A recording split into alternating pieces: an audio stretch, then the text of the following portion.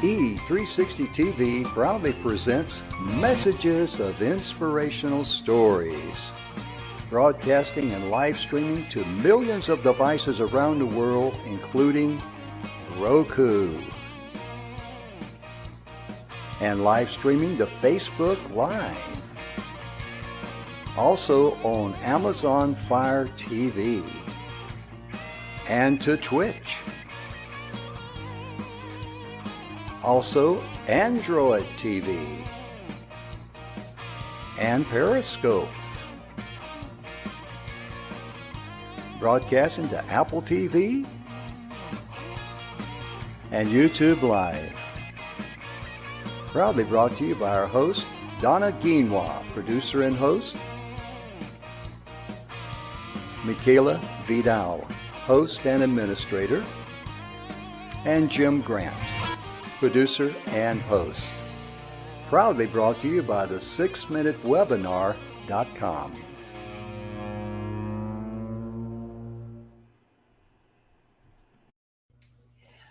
Welcome to the Messages of Inspirational Stories.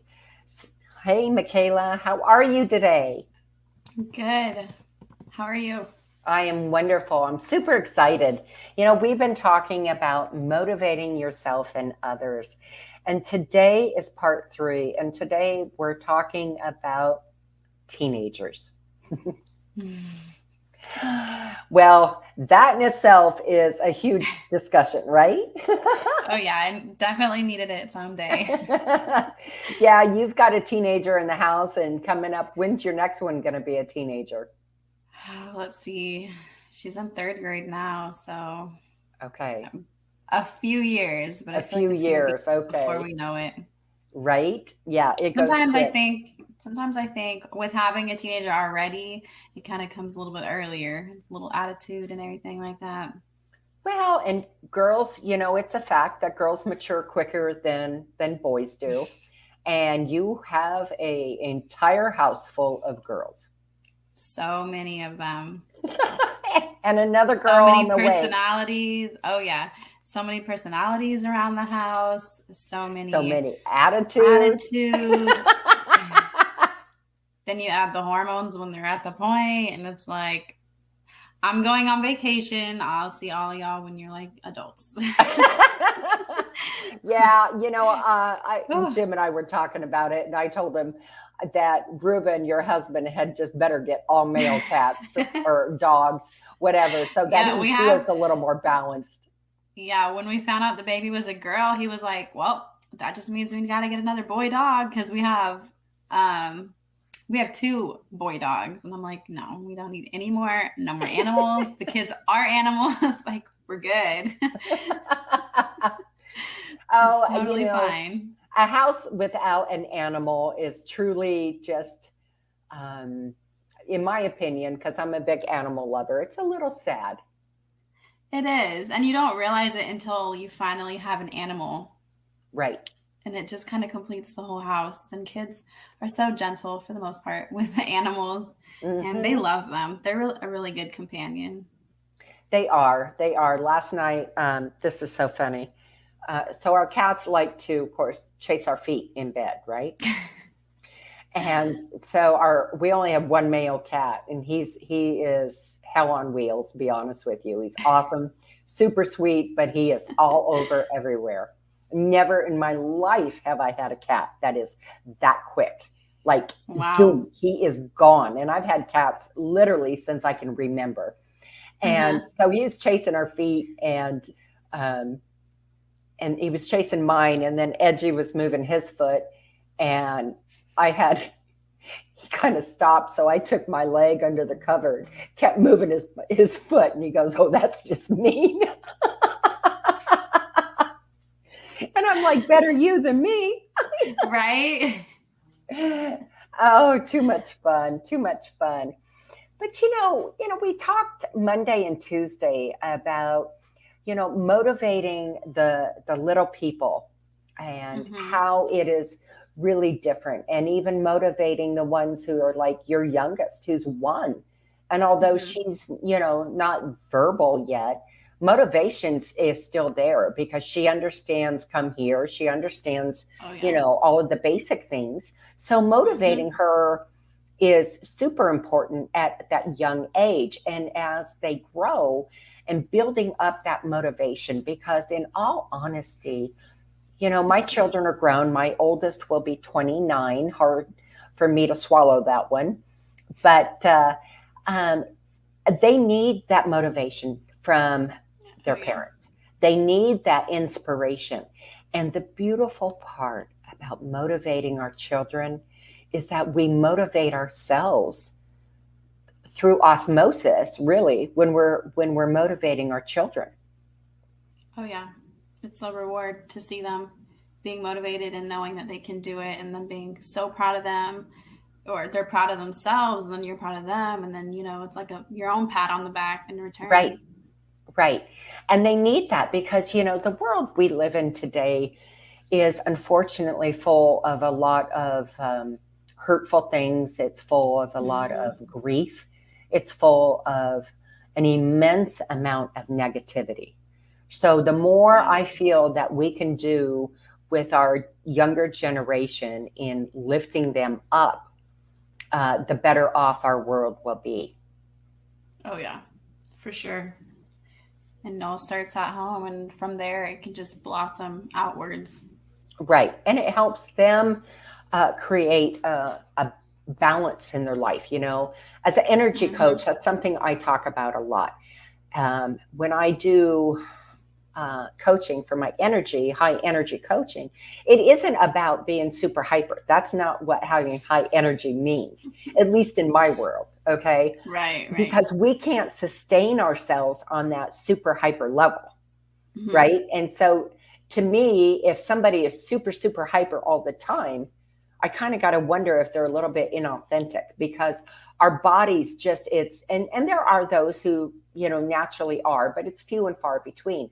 But teaching our children to have that balance, right, in their emotions. And that's where helping to motivate them in everyday simple things that will help carry them forward to when they have issues, problems in life, problems with friends, problems with, boyfriends, girlfriends, just communication. It helps build that foundation, and having that foundation starting from the young age and building it all the way up. My children, like I said, are grown, and I'm still their number one cheerleader, and I always will be. Right. I always will be. That's my job as a mom. That's my job. For sure. So, when we were getting ready to do this show, we found some incredible quotes that we're going to be reading for you that I think are just so profound. Mikayla, what do you think? I would agree. And I think when it comes to quotes, especially like really popular quotes, I think they can be extra motivating, especially, to the teenagers who are going to understand what they mean more. But I think, it helps out because especially if it's coming from like a really, well-known author or public figure. Whereas if mom's just saying, you got this, you can do it, it's different when it's in somebody else's words, and it probably hits them a little bit differently too. And they can be really inspiring. Absolutely. I remember my father telling me things when I was young. And I never really quite understood all of it until I got older. Right. And he would always say, honey, strive for more. You don't want to just be common glass. You want to be the diamond. You want to be the diamond. And, for a long time, I just kind of scratched my head like, what the heck, Dad? Glass, diamonds, whatever. And another one of the things he said that I thought was so cool, he said, honey, why would you just want to be a common pigeon when you can stretch your wings and soar with the eagles? You're like, what does a bird have to do with me? Right. But later on in life, I kind of thought some of these through and went, oh, he was way wise.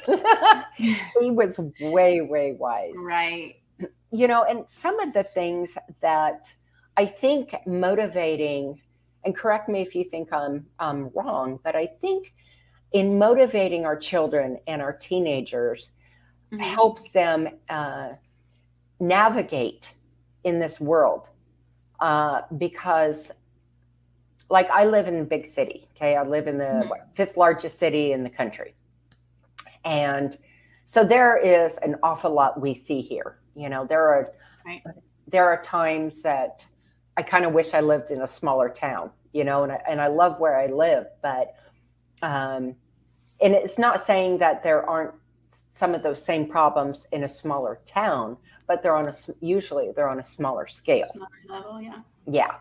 And so having that motivation helps the children when they come across things that that aren't right, that they know is against their morals, their values, and their integrity, and that of their family and what their family stands for.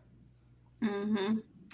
For sure. And it helps them, hold their ground and be able to keep who they are without, it's easier when you instill them, especially when they're smaller, so that, it's not as difficult when they get older to, be like, well, should I do this because everyone else is doing it? Or, should I stay true to who I am? Right. Because, when it comes to motivation, they say that it's directly linked to, their self-esteem. If they don't have a good self-esteem, and if they're filled with negative talk, whether it be, to themselves or from, outside sources, Peer pressure. yeah, that's what they're going to hear. But if they're filled with, positive reinforcement, and, at home, they're always getting, the positive help and, the motivation, they're naturally going to have that with themselves, and they're not going to, struggle within as much. They will struggle with the, should I, it's going to happen, but it's going to be easier for them to be more motivated and be like, I don't want to be like that. I don't want to make those decisions, and why this is who I am. Right. It helps them a lot. Right. And to stand strong in their values and their integrity. And that is just huge, especially in the teenage years when they get around, alcohol, drugs, Oh yeah, that kind of thing. It's and I've shared on the show, I have a child who has got addicted at quite a young age, and it has been a huge struggle. It really has been. And most of it was truly peer pressure. Right. And it's sad, It is sad. And we lived in a beautiful little community. But like I said, it really doesn't matter where you live. It's going to be there. It's everywhere. Yeah. Right. And if it's not there directly, it's seen on TV. I mean, it's not physically around them, school, everyone's talking about it. Because I always hear about people, the reason why they want to homeschool their kids, which, you can get away, you can kind of control it, but, you have to, they're still going to be out in the world. You can't shield them forever. They're going to see it, TV, social media, one way or another, it's going to be out there. So, absolutely. It's definitely to be open and, explain to them who they are, make them know who they are. Because a lot of times, your child, especially when they're teenagers and questioning everything, them more than they probably know themselves. So, their capabilities and, who they are, and you're there to help them. Absolutely. Absolutely. So one of these quotes I love is literally very short. It's from Mark Twain. The secret of getting ahead is getting started. Right? It's so simple. And it's so obvious, but it's right. It's the hardest step. Getting started is the hardest step because a lot of people don't know how to get there. Right. And it's just taking that leap of faith and taking that first step and getting there, whether it's a book report or cleaning out your garage or cleaning out, that closet that's been the throw all for everything for whatever length of time. Right. And, and that goes for us as well as adults. is just getting started. This is another one. I'm sorry, go ahead, honey. I was going to say, once you get started, it's hard to stop when you see you're getting somewhere. Right. You can see the progress. Mm-hmm. This is something that I think is super important, is that I know that when my second oldest was in school, she is incredibly brilliant and has idyllic memory. She is dyslexic, and she was actually so bored in junior high that her grades were in the dirt. She was she shut down mentally. She was so bored. She got into high school and she excelled because it was challenging. And she took college level courses her entire high school.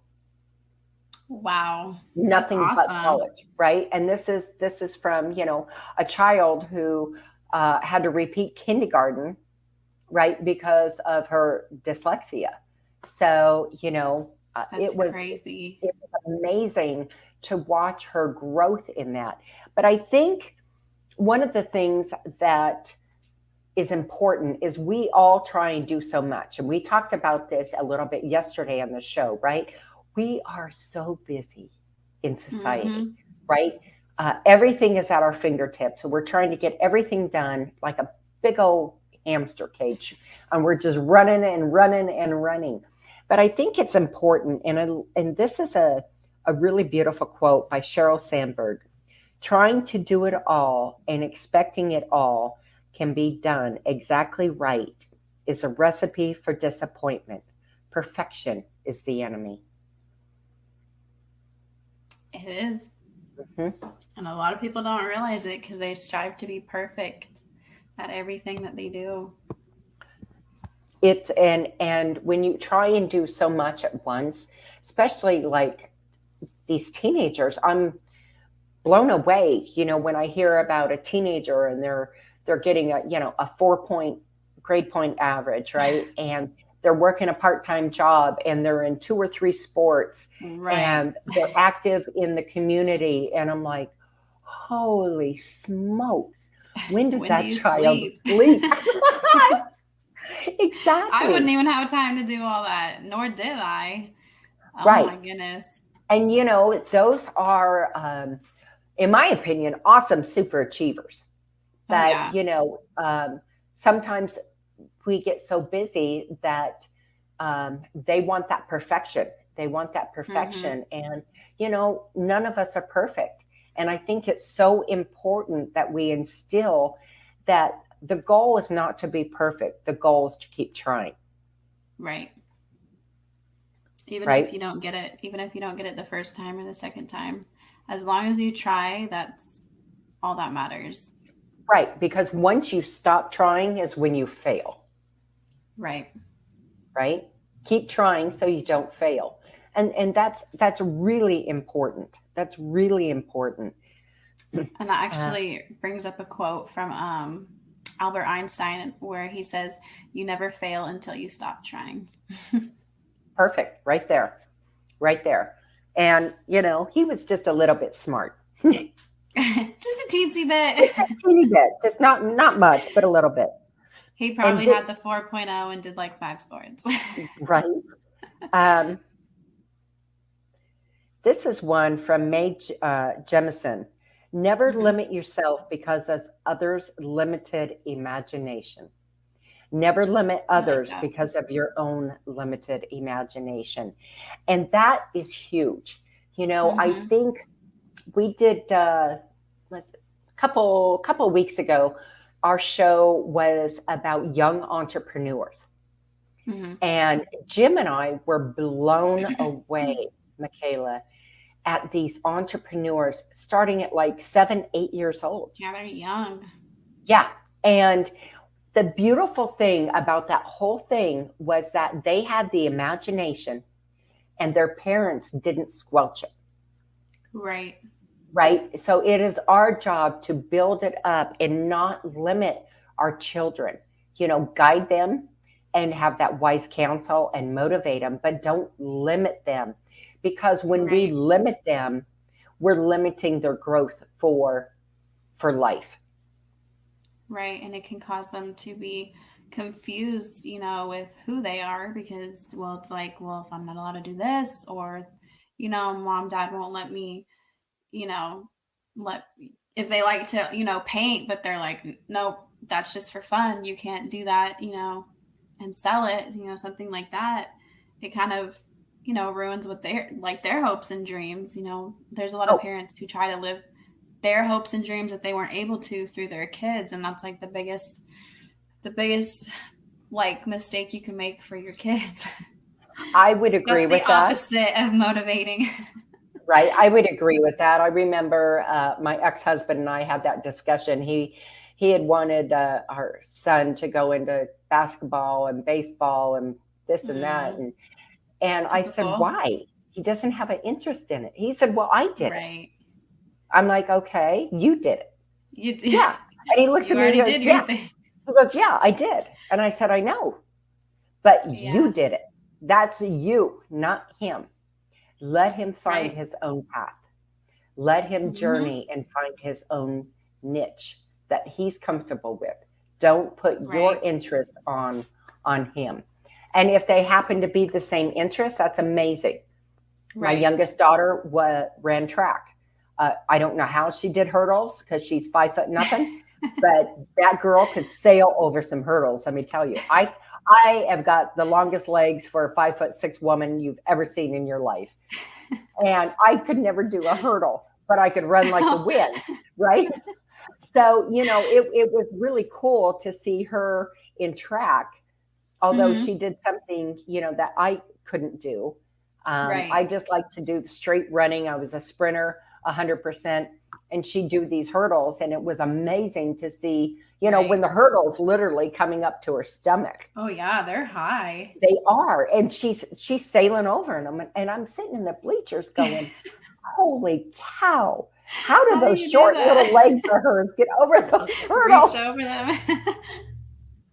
That's funny. Hey, she did it. Right? So But that's it would have crazy. been wrong of me. My whole point in this is saying, "Oh, honey, your legs are too short. You can't do that." You're right. It would have been Right. so wrong of me because it would have told her in her mind that she couldn't do it. She couldn't She couldn't. succeed. Mm-hmm. Right. And she just Right. has that ability to jump them. I didn't. I'm okay with that. Right. Right. That's like amazing, but that's where, parents, or any kind of guardian, they play a big role when it comes to their kids, because if in their mind they're like, well, mom and dad, doesn't think I can do it, they're never going to think that they can do it. Right. And then with the, I like how you brought up the whole sports thing, because I mean, that's a society thing too. Everyone wants their kid to be in sports because if you have a boy, that's like the first question you're asked, like, well, are you going to put them in sports? For me, I'm always asked, well, are they going to be in dance? And like, part of me is like, are you going to pay for the dance? Because that's expensive.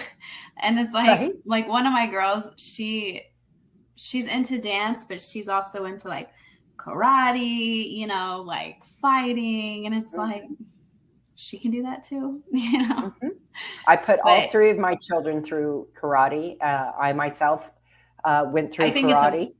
I think it's really important. It teaches them, what's the word? Not Discipline. responsibility, discipline. Yes. Discipline. Yes. I think they all need it.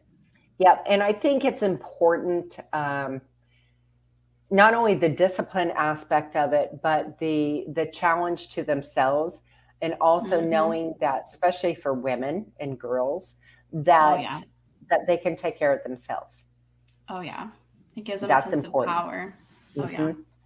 And 110%. that's that age-old saying, knowledge is power. Well, knowledge is power in everything that we learn. Right. And hopefully it's always going to be learned for the right thing. Right. Not the wrong thing. Of course. We're putting you in karate so you can go beat everyone up at school. Yeah, that wouldn't be good. That wouldn't be good. The wrong kind of motivation. So Aaron, if I'm going to pronounce this right, Lurdison dig deep to finish what you start, because no matter how hard it feels to push through adversity at the time, once you're done, you'll own the experience for the rest of your life. And I love that. I love that. I know when my children were young and they got into something and they said, well, I don't think I want to do this anymore. I'd be like, well, okay, but you have to finish it out. Finish it. What do you mean? You have to finish the season out. Why? Because I've already paid for it. Because you signed up for it and said you wanted to do this. And I asked you, are you sure? And you said yes. So that's the deal. If you don't want to do it after this, that's fine. But you have to finish it and you have to give it your all. I think it's funny because like when you hear parents say that, because I know when I was little, I don't even know how old I was, but my mom was pregnant and I like swore up and down I wanted to do soccer. Wasn't even a sports person, but I wanted to play soccer and I like would not run. I hated playing soccer. My mom's like, you're gonna finish it. And to me, it's like, I always thought, like parents just do that because they just didn't want to pull you out, have to go through the whole process. But there's like a meaning to it, behind it. But I still didn't play. My mom had to hold my hand running around when she was pregnant to get me to finish playing soccer. Right. And now as a mom, how much more do you appreciate that? I wouldn't do it. I would make them go by themselves. But I mean, I really don't remember it. I was really young, but I'm just But you appreciate her making. She didn't raise no quitter. Okay, Mom. I do, because even though I don't remember it, like just the story, it's like, she still made me go out there and do it and try, even though I didn't want to do it. And I never did it again. Everyone else did it, but, just she didn't raise no quitter. I wanted to quit and she wasn't going to let me quit, especially when you're little, if you let your kids quit all the time, whether they don't like to do something or whether it gets too hard, if you let them quit, it's kind of hard to motivate them to keep going when in their mind, it's like, well, during this situation, I didn't have to finish it. Right. So that's where the whole actions thing comes into play, Well, and it can also set up a mental pattern for the rest of their life that they don't like it. I can quit and go do something else. And then I can quit and go do something else. That's true. Right. So, that's part of the whole motivation and understanding behind it that, there are certain things that we set in place for our children to do. And there's reasons we do it. I cannot even count on all of my hands and toes and yours and 6 other people, how many times my children told me I was mean. I don't like you, Mom. I hate you. You just don't understand. I mean, the list goes on and on and on. And I just look at them and say, okay, I love you too. Sure. I didn't say I love you. I said, I know that maybe, but I love you. Still love you. You can hate me all you want. I didn't birth you to be your best friend. We'll be best friends when you're older. When Gaia had moved out, she put the first time she ever moved out, she put a post out on Facebook and she said, this is the first time I've ever lived on my own. And I went to the grocery store and I really need to take my hat off to my mom and thank her for all she ever did. And now I totally understand why she said, you took it and put it on your plate. You finish it. I understand what she means. Right. And it's funny because as the kids get older, we remember more. We were able to be mature enough mentally and emotionally to put those pieces together and make that connection. Right. Whereas when we're young, we can't make that connection. And it's just like, especially when the hormones are going as teenagers, there's nothing you do that can be right. Oh, no. It's like, even if it's right in their face, it would just, hurt them to be like, Mom, you're right. Right. Can't admit that. It's not even in their vocabulary. But, as they grow and become young adults, they see back and, they appreciate it so much more. Oh, yeah. And even though like my children, they didn't have a lot of extras. I mean, Hmm. they had enough, but there wasn't Right. enough money to give them everything under the sun. Right. There was just no way as a single mom I could afford to do that and take care of it. But there was never a birthday that was missed. There was never Christmas that was missed. They always got something at Valentine's Day. They went out with their friends. So on the whole, looking back, maybe they didn't have everything, but they certainly had everything they needed. Oh, yeah. And it's those little things that they're going to remember the most. The material things, they don't even matter. Right, right. And it's beautiful when it comes around and they say to you, "Gee, Mom, I remember things."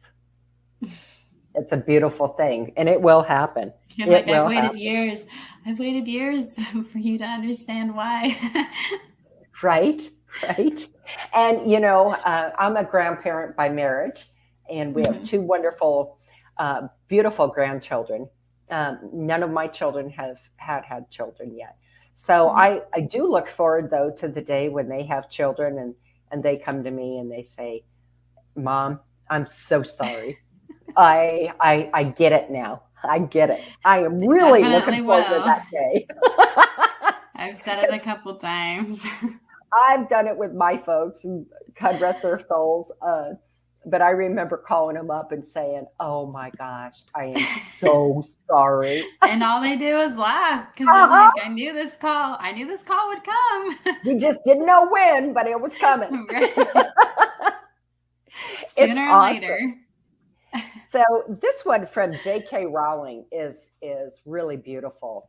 It is impossible to live without failing at something unless you live so cautiously that you might as well not have lived at all, in which case you fail by default. I like it. A lot of people Mhm. are really scared, and that goes with don't be scared to get started. You're failing when you don't get started. A lot of people are so scared to just make that step, or Right. are so cautious because of the what ifs, the outcome. This is the outcome for somebody and it didn't work for them. Just believe that it will work, and if it doesn't, Mhm. it's okay. At least you did it. At least you said you could. There's don't overthink the situation. Don't cause your fear to stop you. Just put your foot in Right. the door and just go. Don't even look back. Right. And then there's the teenagers out there who sometimes are scared of being Mm, rejected rejected. outside Yeah. outside of the home. They're scared of being yelled at by a boss or getting Right. fired or and that's part of life. That's part of Right. the growth process, the maturity within. And I think in setting the proper boundaries and the foundation, it helps our children be prepared for when that happens. And Right. then that's a life lesson. My daughter, one of my daughters and I talked yesterday, and I said, we were on the phone, and I said, "Baby, do you mind if I give you a mommy life lesson learn moment?" And Because she I'm said sure. no. But I mean, I'm never going to not give that advice when it's right there and needs to be given, Oh yeah. Just because right? they're older, the mom job doesn't go away. No, no. I'll be the mom forever, Oh forever and yeah. ever and ever. And so it's important to understand that we can learn at no matter what age, but setting that your children up for that success in Hmm. motivating them, you know. And then if there is a bad outcome, the best way to handle that, in my opinion, is to sit down and say, okay, what happened? And what was your Right. takeaway? What was your lesson learned from this? I am I'm a firm believer in not saying to anybody, but especially children who are all at a vulnerable uh, maturity level, right? Whether Hmm. it's young ones up to teenagers, that saying they failed, because that's such a negative connotation, Oh yeah. right? So it is my opinion that the best way to sit down with them is saying, okay, so this didn't work out and this happened. What was your learning lesson from it? Right. Right? I Because like it that. gets Yeah. them to not see it so much as something that that they failed at, but that they're learning from something that didn't go the way it was supposed to go. Right. What You was can their turn it. part in it? What was the other person's Mm-hmm. part in it? And it creates a better balance for them to have that. Oh boy, I just lost the word. Um, the way to understand and digest it Right. in a healthy way. Right. It helps them, not focus so much on the destination, but the journey it took to get there, and you can sit them down and, even if it doesn't involve somebody else, let them see, because they're still learning about the critical thinking and breaking everything down, letting them realize, what went wrong, what they can do better the next time, Mhm. that they didn't necessarily fail, but, to learn from it and then try again, get back up and try again. Right, right. And And then I like that's how, one of the biggest lessons, getting up oh yeah. and trying again. Oh yeah, and that too starts when it's little, because like when the kids fall, like when my kids fall, I don't run over to them and give them a hug or anything. I'm just like, get up and shake it off. You're good, unless you're like bleeding profusely, like Right? shake it off. I used to say that to my kids too. They'd fall and they'd scream bloody murder. And I'd look at them and I say, is there any blood? And they're like, no. No, I say, are there any broken bones? And they'd be like, no, mommy. And I'm like, okay, then you're fine. you're good. I am. Mm-hmm. Does it Yeah, hurt? Does it hurt so much now? No, a little, maybe a little bit. still But need a Band-Aid though. right, right. Oh my gosh. Oh my That's gosh. funny. I But know he's probably needing I mean, it was Band-Aids. just teaching them that they had to fall, and like you said, And get they back just up. get back up and then Right. keep going. That's so important there. And I like how you mentioned that, we learn at all stages of life. It doesn't stop. And No. I'll read a quote from Dr. Seuss, which I'm sure we've all heard, but it says, the more you read, the more things you will know, the more that you learn, the more places you'll go. And I think that's like your basic Dr. Seuss quote.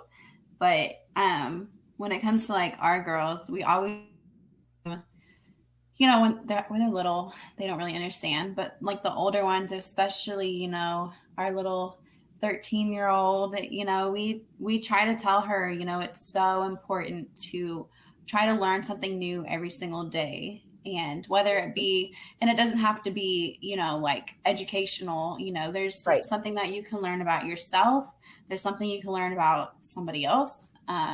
There's something you can learn about, it could be cooking. It could be something that you learn not to do, by watching somebody else do it. There's so many ways to learn. And I think that is so important to teach your kids to always learn at least one thing new every day. Because I think, especially when they've been in school for years, I don't even know how long they're in school, from like 5 to like 18, but they're in school for years and they're just so used to learning, math, social studies, and they really don't, use any of it until they're older.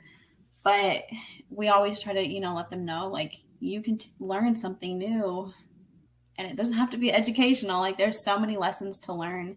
Right. And I think it's really important to stress that to your kids, and it could be a family thing to do too, because like for us, with our older two, we always ask them every day, what did they learn? Because even that. if they didn't necessarily learn, and it, we're like, if you learn something new at school, that can be something you learned.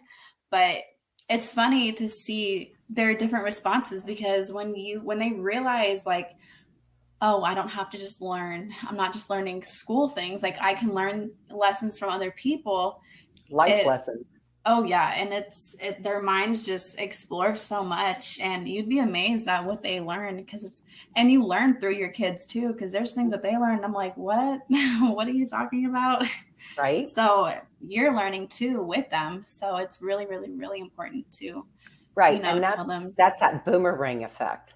Oh yeah, That oh is so yeah, beautiful. But just in doing that, think about this, Mikayla. How much are you and Ruben opening up the door for that easy conversation with your children?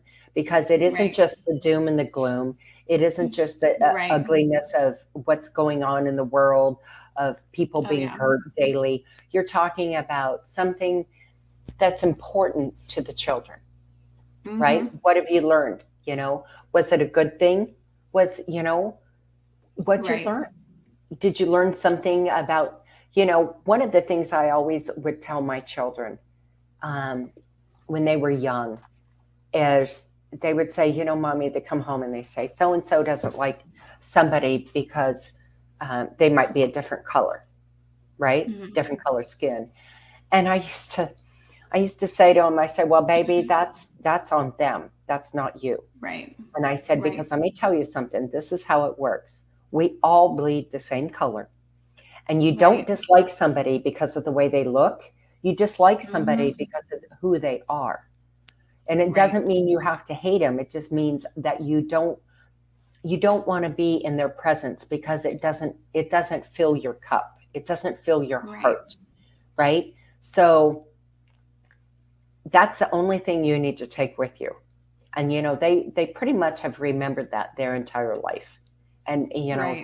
that's a proud mom moment that I instilled that from when they were just little, because Gaia started actually going to school when she was 4, Mm-hmm. and Josh was 5, and T was 6 because of her birthday. Right. She was 6. So it was a moment that, you know, that little lesson that I would talk about here and there when it would come up again has Mm-hmm. carried with them throughout their entire life. And those are the important lessons too. hmm And because let's be honest, who wants to be judged? Who wants to be judged Right. by, I've got curly hair and I don't like people with curly hair. Okay. You know, Right. I mean, Right. it to me, it's just the silliest thing in the whole world. But It is. how we relate that to our children is everything. It is just to have them realize that we are all the same. We're all God's I mean, creatures. oh yeah, that in itself takes them so far, them to just realize, because it is a hard reality when they realize, other people are treated differently, whether Right. it be color, just how they look, how they act, whatever it may be. A Um, name. and yeah, making fun of names. Um, but that just, it helps them realize, and it's a harsh reality, especially when they're little and they really, can't understand, but, they understand mean and nice, the basic, Right. that's how we don't treat people, and it helps them realize how other people are treated and how they wouldn't, want to treat their friends. So hmm I think that's like a major life lesson. That goes right back into the golden rule, Oh yeah, for you know. sure. And and the sad thing is that bullying has been around forever. I It's mean, it never going to hasn't. It leave. has always been there. Unfortunately, Mm-hmm. it has always been there. It was there when my folks were young. It was certainly there when I Right. was in school, um, because of my last name was so hard to pronounce and is, um, and I was constantly tormented for it. I remember I was like one of the first kids to ever get glasses. I was 9 years old when I first started wearing glasses. And so, hmm out came the names, Four Eyes, and you got that funny name, and you've got that weird wall in front of your house, and your house is painted green. So they would always call me Green Wall. And I'm like, why are they so mean to me? They come up with like the most like random things too. It's like, Right? what is a wall at my house have to do with anything. Exactly. With my last date, okay, whatever. Right? And It's the kids are so beautiful thing crazy. is most of those kids obviously have outgrown it, right? Right. But it is still difficult in our children when they come home and their feelings are hurt. It's Oh very yeah. difficult. And as a parent, my gosh, that's the last thing in the world we want. We don't want our kids to be hurt and feeling bad about themselves because of what Right. somebody else said to them. So, that's why, it's just this mom's opinion and of course, Mikayla, that motivating your children and letting your children motivate you and say, what if you came home and said, gosh, baby, I had a really bad day. It was just a rough day at work. And they would come over and say, I'm sorry, and hug you. And what if we just said, why don't you tell me something that will make me feel better? Right. Right? So it teaches them whatever that might be out of their sweet little mouths to say something beautiful to you. And I promise it's going to be something you're going to remember probably the rest of your life. Oh yeah. Because you always remember how somebody makes you feel. Hmm. Always. Absolutely. And our children are no different. I know it at Christmas time in my house, my oldest would feel so bad that I didn't have enough presents that he would say, I'll be right back, mommy. And he'd run like crazy into his room and come back with, it could have been a rock, it was a little Right. car. It didn't matter. He said, I forgot, mommy. This is a present for you too. Oh, it's the And, thought that counts. right, But they don't even realize, like, kids are so innocent. Like, they don't even realize, like, what that does to a mom. Like, they don't even realize what they're doing. right. Like, we It could was care less about the rock, but it right. means so much. Exactly, exactly. And it was so sweet. It was so Mhm. sweet that they would think, well, gosh, my mom didn't have enough presents. So, I'm going to make sure she gets some more. And the best part was, they would give me their favorite rock or their favorite little Right. toy, right? And I'd be Something like, that they wouldn't even let their siblings touch. exactly, exactly. And then I don't even remember now how in the heck I got it back in their room. I probably said, why don't we play with this together? And then they sort of Right. being the toddler property laws that they do. Oh, it's mine. I'm going to take it. Yeah. I didn't give it to you. Right? I gave it to you, but now I'm taking it back. Only for Christmas. Christmas is over. That's what mine would say. Right? Only for Christmas, only your birthday. And that is it. Drawing the line there. It was just a temporary gift. Hmm. Right. You can't keep it forever. That's Um, funny. one of the last I love this one from Confucius. And we talked about this, but I think it's so important for all of us, no matter Mhm. our age, whether we're a year or whether we're 99, it just doesn't matter. And this is by Confucius. It does not matter how slowly you go as long as you do not stop. Right? Rome wasn't built in a day. We've heard that forever. But it's so true because sometimes getting to that finish line, especially for children, seems like it will never happen. That it will never happen. And so, one of the things that um, I think helps is breaking it down by steps, Mhm. right? Okay, so you've got this whole big project. What's the first thing you have to do? And what's the Right. second thing? And so when they tell you that, say, okay, but now do you see this? You just broke it down. You don't have to look at the whole project. Just look at the first step, Right. right? And so breaking it down is that motivation to make them see, oh, I can do this in little bitty chunks. Oh yeah. Especially for teenagers, they look at one thing and they're like, "Oh, this is going to be too hard. Just, Hmm. toss it in the trash or whatever." But when you break it down and they realize, you have this step to do, and then when that step is finished, they see for themselves that they're able to do it. It's, not as hard as they thought. Right. being able to break down those little details of the things that they have to do to get there, whether, and, it doesn't have to be, school related, it can be any goal. That's what we do. And we also set, when it comes to like goals, we always have our kids set goals for themselves. And we have, the small, like the short-term goals and the long-term goals. And we keep, we ask them, like, what are you going to do to get there? Because you can have a goal for, I want to learn Spanish, a new language, right? Mm-hmm. But it's like, what are you going to do to get there? How are you going to practice? How often are you going to practice? What are you going to use to practice? Like, what do you need? What can I do to help you? Right. Being able to motivate them to know that they can do it, and to know that, yeah, it may take a little bit to get there, but that they can do it. And it's easier when they break it down and when Right. they understand, how to get there, so that they're not trying to jump from like step 1 to step 100 in 2 days, and let them realize, it'll take time. It'll Mm-hmm. take time. And, about the whole Rome thing, it's let them realize, or when they're littler, even when they're like teenagers, when they're still not really understanding, because, they want to have time to go play with their friends and Mm-hmm. do this, do that, have a life, feel like they're doing something with themselves, So they're like this and they want to get everything done like this. You can take them somewhere to go, if they like to cook, pick a recipe like bread. Bread doesn't Right. take, 24 minutes to cook.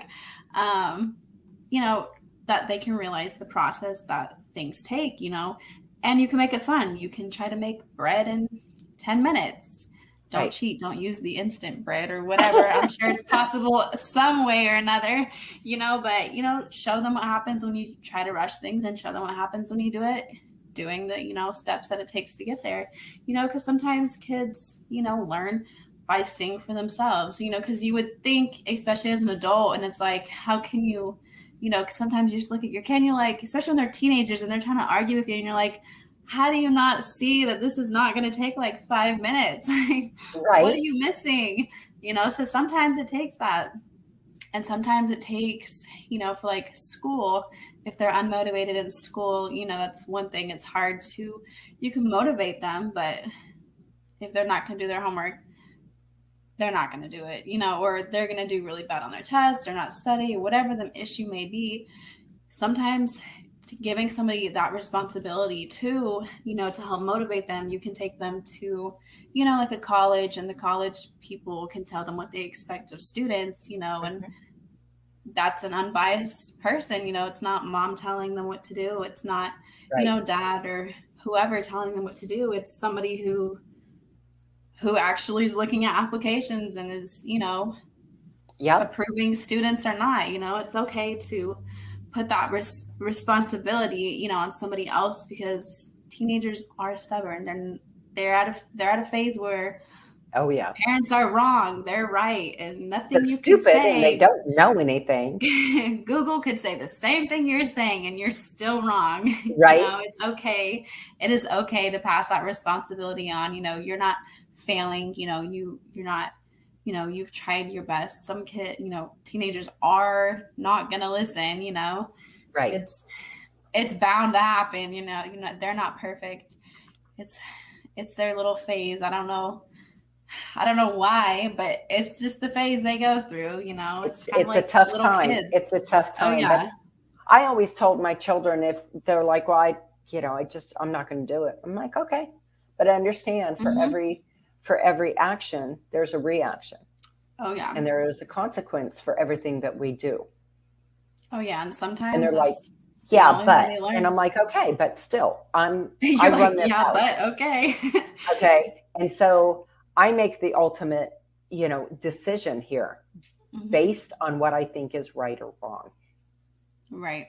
hmm Based on what you're doing or not doing is where I come into play in what, Mhm. what that reaction and action is going to be. Right. What That was reaction do you want out of me? right. Right. Do you want the grounding action? Right. That's happened more than once in my house. Right. Right. But And some kids don't even mind if they're grounded. Like, I didn't ever mind being grounded. So some kids are just more difficult than others. Well, Or not difficult, busy. my But dad was really clever because when we'd get grounded, if we liked to read, the only books we could read would be school books. the ones you don't want to read. Yeah. See, that's what we do. We don't ground you from like the basic things or whatever, you know, your typical, you can't watch TV, you know, because kids are smarty pants. I remember my 9-year-old, that was the first mistake I ever learned. That was my mom, you know, my mom moment where I learned, and I'm like, wow, she's just like me. So now I got to go around it, because we took TV away from her, because, you know, kids love the TV, you know, they like to watch it together, you know, on the weekends. And she's like, that's fine. I mean, she literally told me, she's like, that's fine. I'll just read a book in my room. I'm like, oh, okay. Okay, so now we're taking the books away because she loves to read. So that's what we do now. We take away the things that we know will, you know, get them in the heart, you know, they actually care about. So the things they enjoy. Kids are very smart. You can take away something, but make sure it's something that they actually truly enjoy. TV, whatever. I got books. Well, you know, tomorrow we're just about out of time, folks. And tomorrow we're going to discuss motivating our young adults. So, you know, when our kids are 18, they're out of school, but they're getting ready, they're going into college and maybe a community college, and, you know, they're still at home because let's be honest, it saves a boatload of money. You know, that is not the time to drop the ball. That's the time to put your foot on the gas. Get out of my house. and help motivate them. So we're going to be discussing some ways to do that tomorrow. We want to thank you for wherever you are, whether it's morning, afternoon, or evening, for joining us. We know that you could spend your time anywhere, and you chose to spend it with us. So honestly, please know we are extremely grateful that you're watching us. And we hope that we've touched one heart, one soul, and given some advice that will help somebody in their time of need. We'll see you tomorrow. Thanks, folks.